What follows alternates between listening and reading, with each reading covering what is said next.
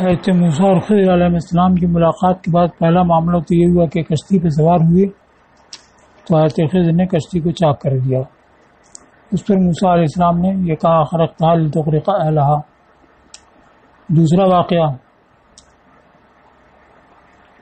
فانطلقا حتی اذا لقیا غلاما فقتلہ، یعنی حضرت خضر علیہ السلام نے پہلے تو یہ کہا کہ میں پہلے ہی کہہ چکا تھا کہ آپ میرے ساتھ ہرگز صبر نہیں کر سکیں گے. تو حضرت موسیٰ علیہ السلام نے یہ کہا کہ بھول جانے پر مواخذہ نہ کیجیے اور میرے کام میں سختی نہ ڈالیے، یعنی آئندہ میں اعتراض نہیں کروں گا اور آپ نے جو تاکید کی ہے وصیت کی ہے اس کی پابندی کروں گا.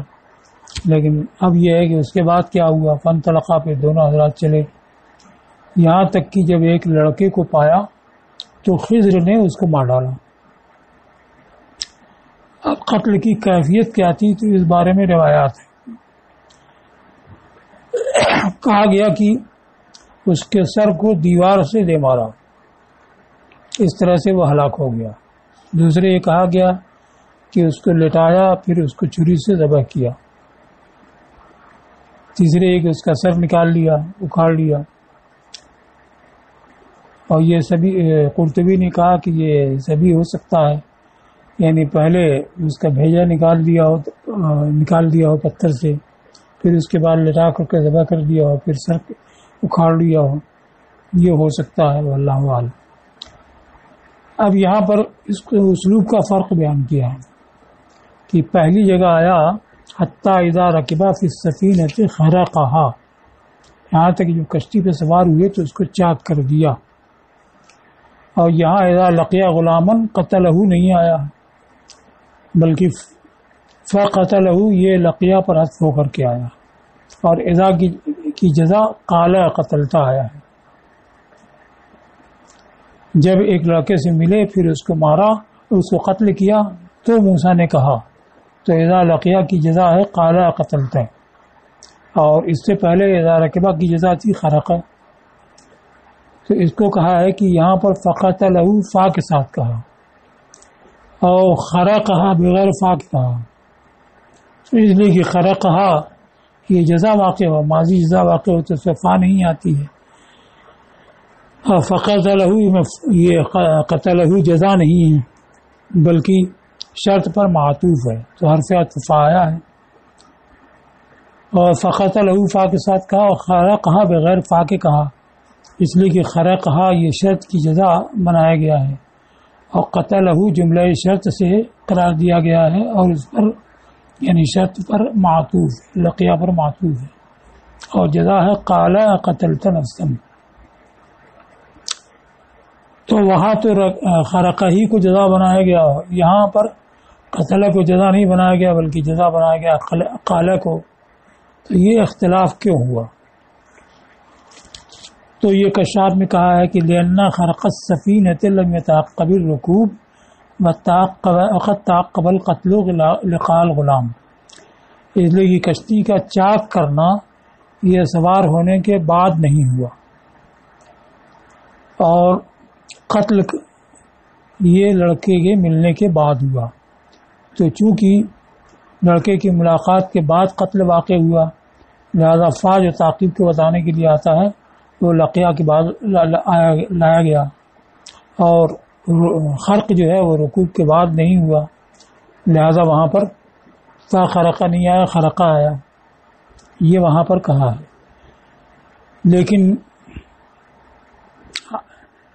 بخاری وغیرہ کے یہاں بسند صحیح آیا ہے کہ سوار ہونے کے بعد ہی کشتی کو چاک کیا. فقط روایت شیخان وغیرہ میں، شیخان اور دوسرے حضرات نے مرفوعاً روایت کیا ہے کہ فلما رکبا فی السفینۃ لم یفجأ موسیٰ الا والخضر قد قلع لوحا من الواح السفینہ بالقدوم، کہ جب دونوں حضرات کشتی پہ سوار ہو گئے تو حضرت موسیٰ کے پاس ناگہاں نہ آیا مگر یہی کہ حضرت خضر نے کلہاڑی سے کشتی کے تختوں میں سے ایک تختے کو اکھاڑ دیا. تو ان سے حضرت موسیٰ نے کہا قوم حملونا، ایسے لوگ جنہوں نے ہم کو بغیر کرائے کے سوار کیا اور آپ نے ان کی کشتی کا قصد کیا تو اس کو چاک کر دیا. تو اس سے معلوم ہوتا ہے کہ پہلے سوار ہوئے ہیں پھر چاک کیا ہے. تو یہ کہنا کہ یہ چاک کرنا یہ سواری کے بعد نہیں ہوا یہ درست نہیں ہے. اور قتل کرنا تو بہرحال ملاقات کے بعد ہی ہوگا. یہ ملیں گے نہیں، لڑکا ملے گا نہیں تو قتل بھی نہیں ہوگا. قاضی بیضاوی نے یہ بیان کیا کہ اسلوب کا فرق اس لیے رکھا گیا کہ اصل میں شرط جزا میں جزا ہی مقصود ہوتی ہے. تو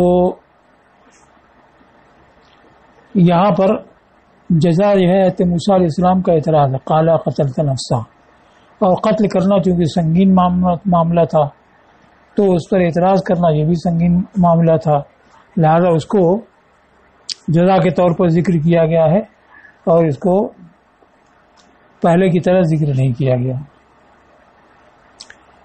لیکن امام ابو سعود نے اپنی تفسیر ارشاد العقل صحیح میں یہ فرمایا کہ اصل میں جو ہے موسیٰ اور خضر علیہ السلام کی ملاقات ہوئی ہے. خضر نے کہا کہ آپ میرے ساتھ ہرگز صبر نہیں کر سکیں گے اور ایسی بات پر کیسے آپ صبر کریں جس کا آپ کو علم نہ ہو. تو اس سے یہ معلوم ہوا کہ خضر کچھ ایسا کام کریں گے جو منکر ہو، ناپسندیدہ ہو، اس وجہ سے موسیٰ علیہ السلام صبر نہیں کر سکیں گے. تو اب سامع کا انتظار اس کی طرف تھا کہ خضر کون سا ایسا عجیب و غریب کام انجام دیتے ہیں کہ آدمی اس کے اوپر صبر نہ کر سکے اور بول پڑے. تو بیان کیا گیا کہ کشتی پہ سوار ہوئے تو جس سے کشتی پہ سوار ہوئے اسی کو چاک کر دیا. جبکہ اصل یہ ہے کہ جب جو کسی کشتی پہ سوار ہوتا ہے تو اس کو بچانے اس کی حفاظت کرنے کی فکر کرتا ہے، اور ان کا عجیب و غریب کام ہوا کہ جس کشتی پہ سوار ہوئے اسی کو چاک کیا. تو اس سے معلوم یہ ہوا کہ حضرت خضر اسی طرح کا عجیب و غریب کام کریں گے.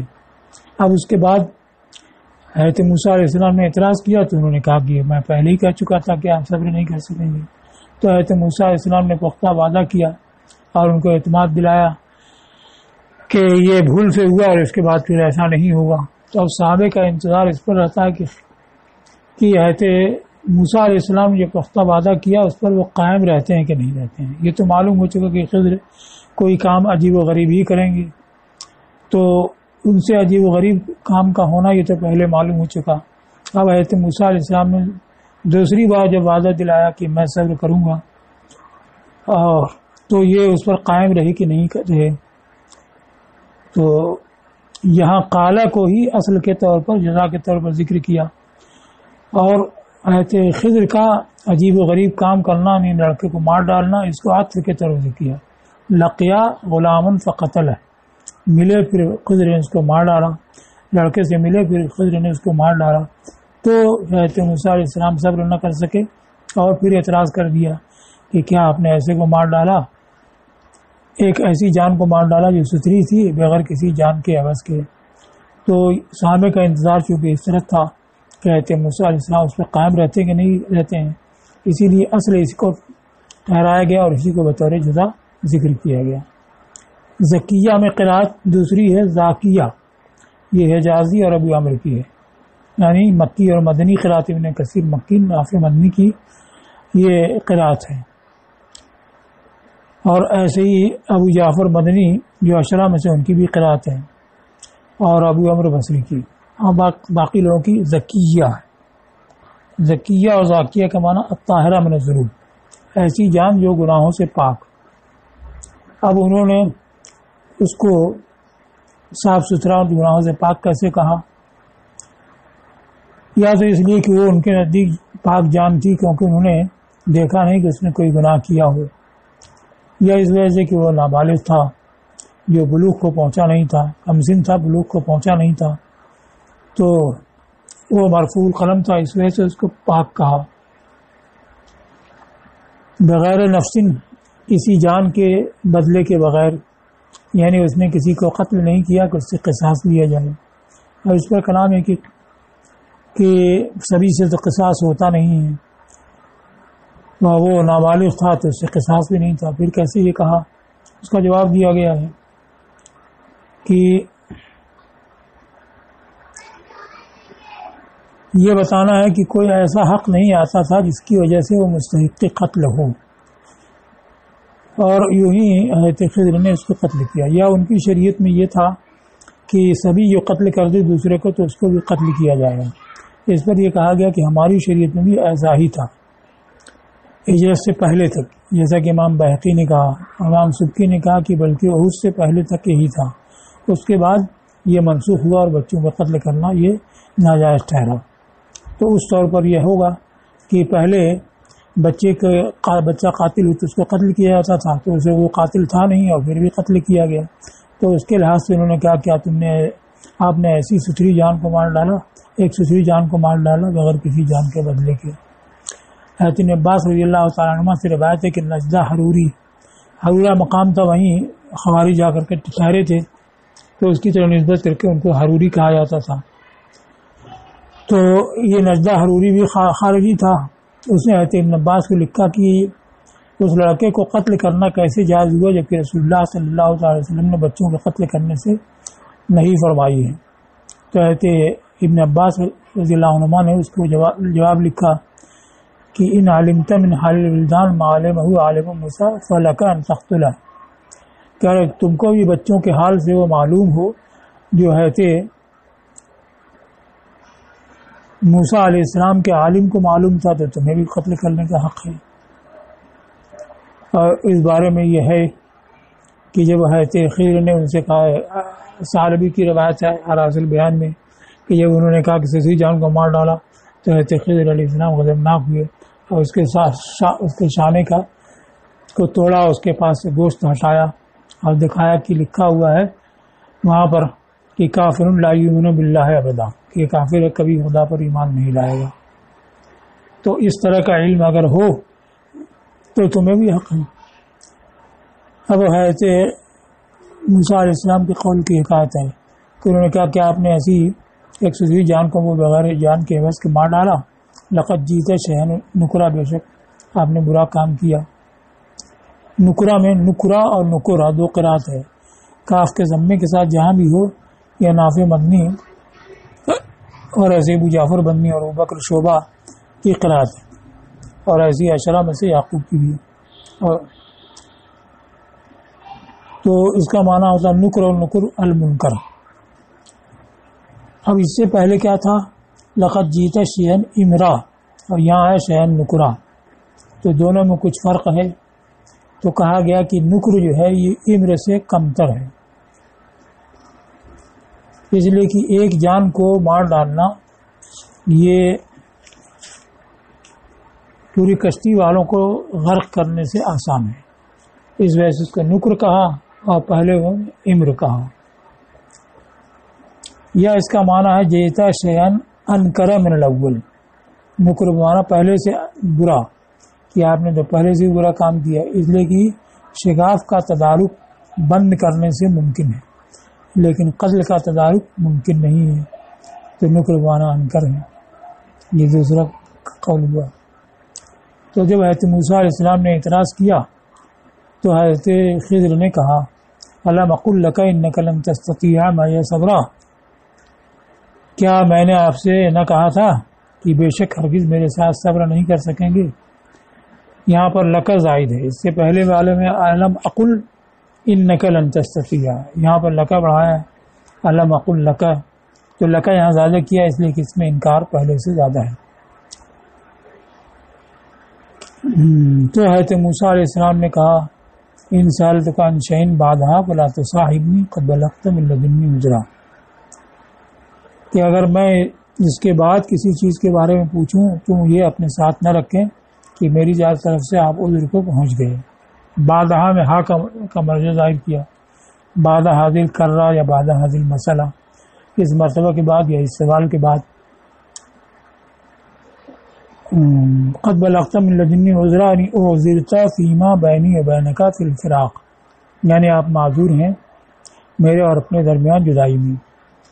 من لدنی میں قرات نون کی تخفیف کے ساتھ لدنی، یہ نافع مدنی کی اور ابوبکر شعبہ کی ہے۔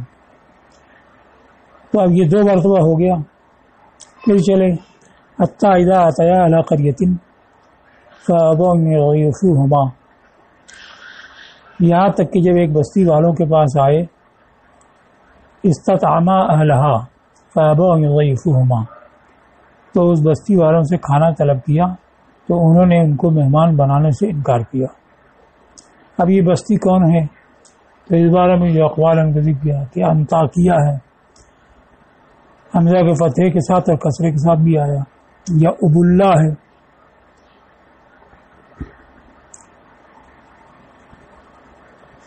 اور ابواللہ کے بارے میں کہا کہ یہ عباد اللہ من السماء، یہ اللہ کی زمین میں آسمان سے سب سے دور ہے، یعنی زیادہ نشیب میں واقع ہے. یہ آیت محمد ابن سیرین سے روایت ہے کہ انہوں نے یہ کہا کہ یہ بستی ابواللہ ہے، وہاں آئے تھے. استطامہ اعلیٰ کی تفسیر استضافہ سے کی ہے، اس لیے کہ بعد میں غیفوہما آ رہا ہے، ان لوگوں نے مہمان بنانے سے انکار کیا.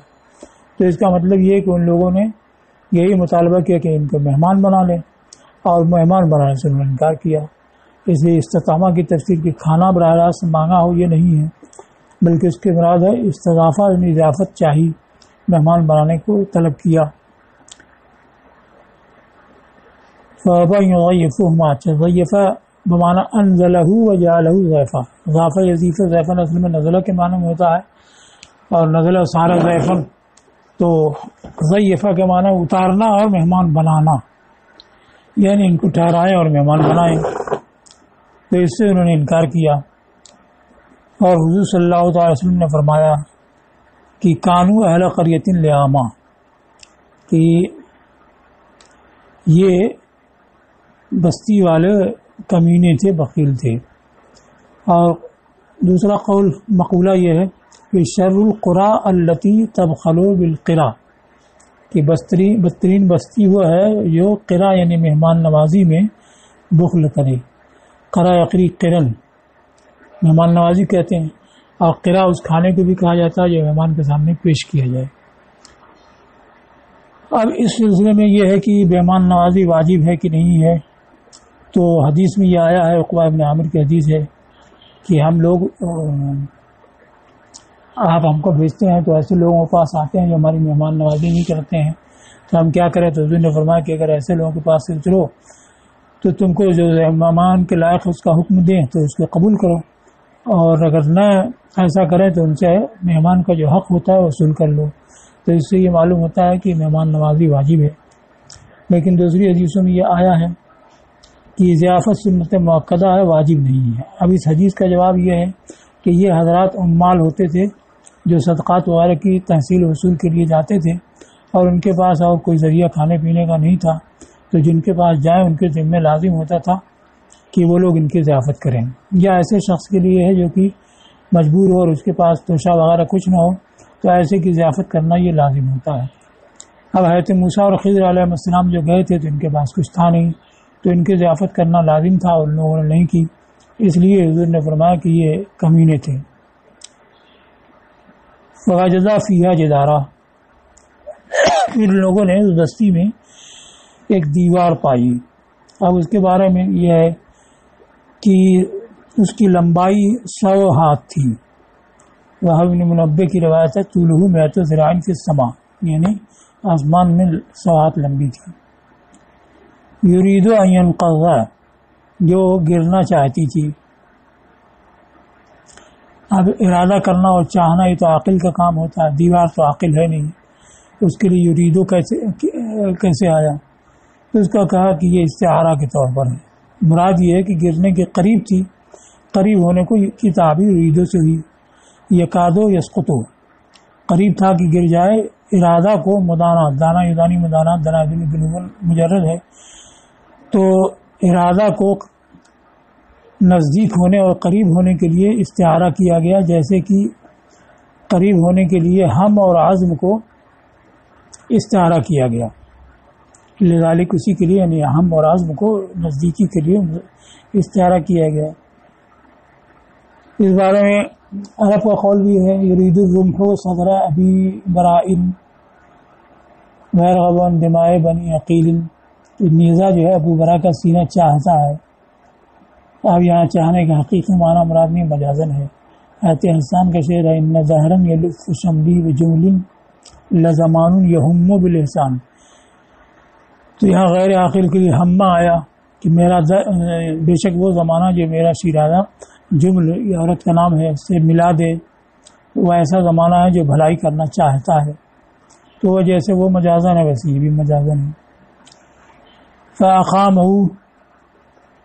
تو وہ گرنا چاہتی تھی تو انہوں نے اس کو سیدھی کر دیا اپنے ہاتھ سے، یا ہاتھ اس پر لگایا پھر وہ کھڑی ہو گئی سیدھی اور برابر سیدھی ہو گئی، یا یہ کہ اس کو توڑا پھر تعمیر کیا.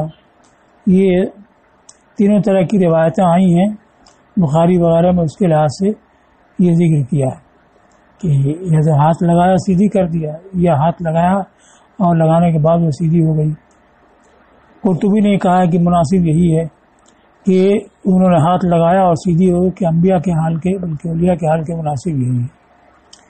تو اب جب اتنی لمبی دیوار خضر علیہ السلام نے بغیر کسی اجرت کے اس کو سیدھی کر دیا، جبکہ اتنے لمبے کام کے لیے بہت ساری اجرت لے سکتے تھے، اور یہ حالت مجبوری اور کھانے کی محتاجی کی حالت تھی. وقت لذت حمل حاجت الی آخر کسب المرء وہ المسئلہ ولم یجدا مواسیا. لذو نثر سے لذن و لذاذ اصل میں جو چپکانے پیوست کرنے کے معنی میں ہوتا ہے. پھر لذہ الہ بمانا الجا الہ و اجترا الہ کے ہوتا ہے، اسی معنی میں ہے، کیونکہ اصل آ رہا ہے کہ محتاجی نے ان کو مجبور کر دیا تھا انسان کے آخری کسب تک. آخری کسب کیا ہے؟ سوال، کہ ان لوگوں نے دوسرے سے سوال کیا کہ کھانا کھلائیں، پھر بھی کوئی غمخوار نہیں پایا. تو جب حضرت خضر علیہ السلام نے مفت میں دیوار سیدھی کر دی تو حضرت موسیٰ علیہ السلام کو قابو نہ رہا، اس وجہ سے کہ محرومی اور حاجت کا لاحق ہونا دیکھا کہ وہ کہہ پڑے لو شیت لاتخذت علیہ اجرا، اگر آپ چاہتے تھے اس پر اجرت وصول کر لیتے، یعنی اپنے کام پر مزدوری طلب کر لیتے کہ اس سے ضرورت کو دفع کرتے. اب یہاں پر جو ہے لاتخذت علیہ اجرا، اس میں قرأتوں کا بیان ہے کہ لا تخذت، تخذہ سے تخذت فعلتا کے وزن پر، اور زال کو تے کر قرب مخرج پہ سے زال کو تے کر کے ادغام کر کے لتخذت. تو دو قرأت یہ ہے بتخفیف التا و کسر الخاء و ادغام الزال. تا کی تخفیف یعنی پہلی تا کی تخفیف اور خا کے کسرے اور زال کے تا میں ادغام کے ساتھ، یہ ابو عمرو بصری کی قرأت ہے. اور زال کے اظہار کے ساتھ یعنی لتخذت، یہ ابن کثیر مکی کی قرأت ہے.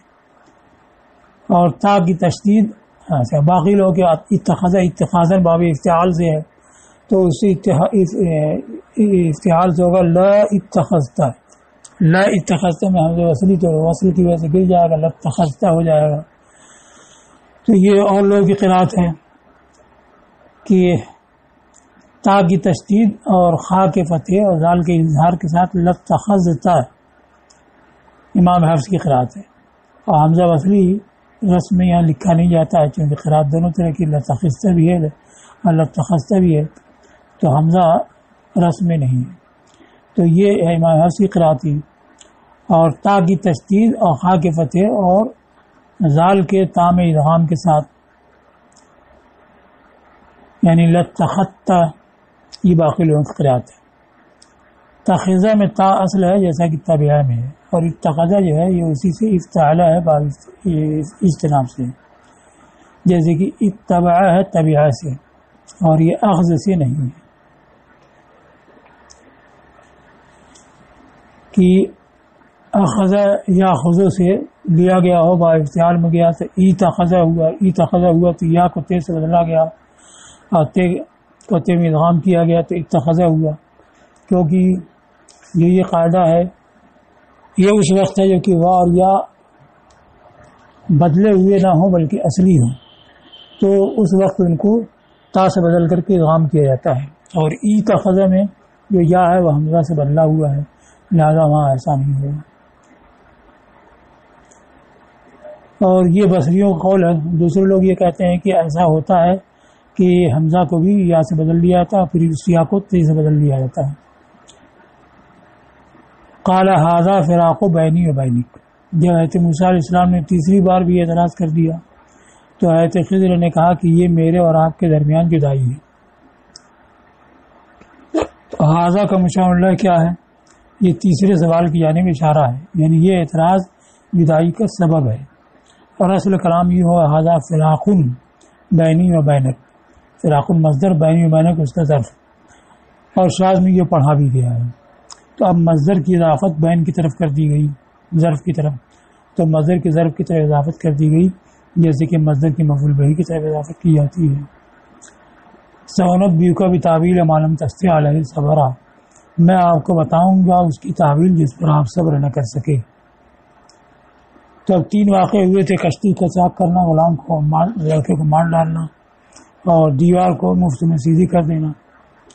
تو اب اس کی تعویل ہے، اس کا انجام اور یہ کیوں واقع ہوا، اس کا سبب کیا ہے، وہ سبب بیان کیا. تو پہلے یہ کہا کہ لیکن کشتی تو یہ کچھ مسکینوں کی تھی جو سمندر میں کام کرتے تھے. تو مسکین تو اس کو کہتے ہیں اس کے پاس کوئی مال نہ ہو. پھر مساکین اور ان لوگوں کے پاس کم از کم کشتی تو تھی ہی، اور پھر اس سے وہ مزدوری بھی کرتے تھے. تو مساکین کو کہا، تو ایک تو یہ کہا گیا ہے کہ اس وجہ سے کہ یہ بیچارے تھے اور ان کو خبر نہیں تھی کہ انجام کیا ہوگا، اور قریب تھا کہ ان کی کشتی چھین لی جاتی، اس وجہ سے مسکین کہا. کچھ مسکینوں کی تھی جو بستی سمندر میں کام کرتے تھے. کہا گیا کہ یہ 10 بھائیوں کی تھی. حمزۃ منہم زمنا، زمین کے معنی اپاہج، اس کی جمع زمنا جیسے مرضا جرحا. تو 5 تو اپاہج تھے اور 5 سمندر میں کام کرتے تھے. فَأَرَدْتُ أَنْ أَعِيبَهَا، تو میں نے چاہا کہ اس کو عیبدار کر دوں. اجعلها ذات عیب. تو آبا اصل میں عیب لگانے کے معنی میں بھی ہوتا ہے، جیسے حدیث میں کہ ما آبا رسول اللہ صلی اللہ علیہ وسلم تعابا قط. اور عیبدار کرنے کے معنی بھی ہوتا ہے، یہاں وہی ہے، اس لیے تفسیر کی اجعلها ذات عیب. وکان وراءہم ملک، اور ان کے پیچھے ایک بادشاہ تھا. تو پیچھے تھا تب تو اس کو پار کرائے، کوئی ضرورت ہی نہیں تھی، اس لیے کہا کہ ورا ازداد سے ہے. اور یہاں پر امام کے معنی میں ہے کہ ان کے آگے ایک بادشاہ تھا یا پیچھے ہی تھا، لیکن ان کا راستہ واپسی میں اس کے اوپر ہوتا اور ان لوگوں کے پاس اس کی خبر نہیں تھی. تو اللہ تعالیٰ نے حضرت خضر کو اس سے آگاہ کیا، اور اس بادشاہ کا نام جلندہ تھا اور اس کے باپ کا نام کرکر بروزن مرمر. لیکن دوسری روایت ابن جریر کی ہے کہ اس بادشاہ کا نام حدد ابن بدد تھا، اور بخاری کی روایت میں یہی ہے.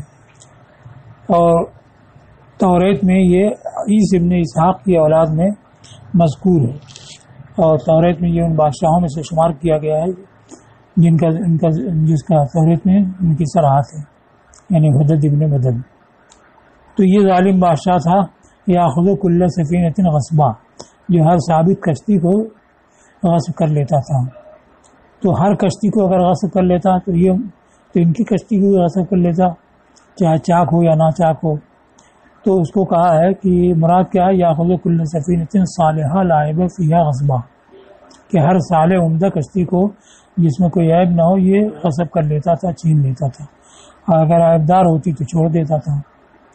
اب یہ غصباً ترکیب میں کیا واقع ہے، تو کہا کہ یہ مصدر یعنی مفعول مطلق ہے، کیونکہ کشتی کا لینا اور چھیننا یہ ہم معنی ہے، لہذا غصباً جو ہے یاخذ سے کا مفعول مطلق ہے بمعنی ہو، یا یہ ہے کہ مفعول لہو غصب کرنے کے سبب لے لیتا.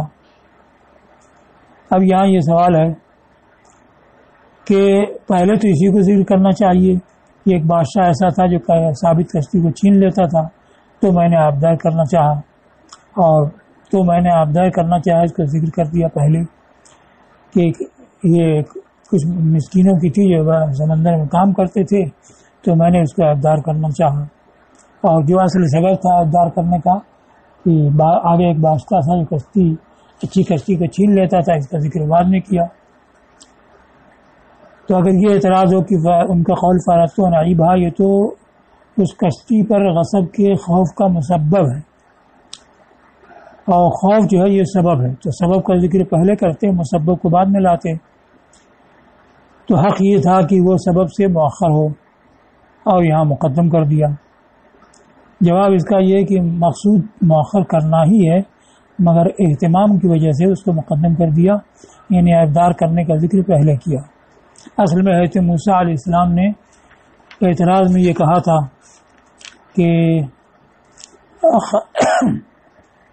خرقتها لتغرق اہلہا، کہ آپ نے اس کو اس لیے چاک کیا کہ کشتی والوں کو غرقاب کریں.